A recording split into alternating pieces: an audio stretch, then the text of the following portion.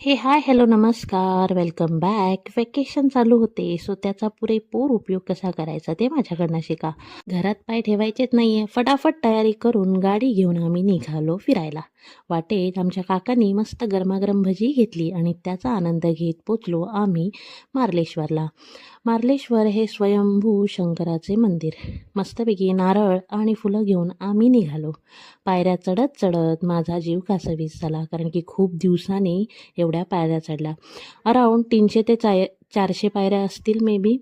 शिवांशी तर इकडच्या सगळ्या खेळण्या घेण्याची सुरुवात झाली. नंतर आम्ही मंदिरात शिरलो. गुफेमध्ये असणारं हे मंदिर मस्तपैकी दिव्यांच्या प्रकाशाने उजळत होतं. देवाचं दर्शन घेतलं. मंदिराच्या आतमध्ये छोटे तसेच मोठे नागोबाई असतात, पण ते आपल्याला काही करत नाही. मंदिर दिव्यांच्या प्रकाशाने फुल उजळून निघालं होतं. नंतर बाहेर आलो तर चारही बाजूला सह्याद्रीची रेंज पसरली होती. त्यामधून वाहणारे धबधबे. क्लायमेट खूप सुंदर होतं. हवा पसरली होती आणि चारही बाजूला माकड उड्या मारत होते. नंतर थोडा बहुत तिथेच टाईम स्पेंड केला. धबधब्यावरती गेलो आणि खाली उतरलो मंदिराच्या.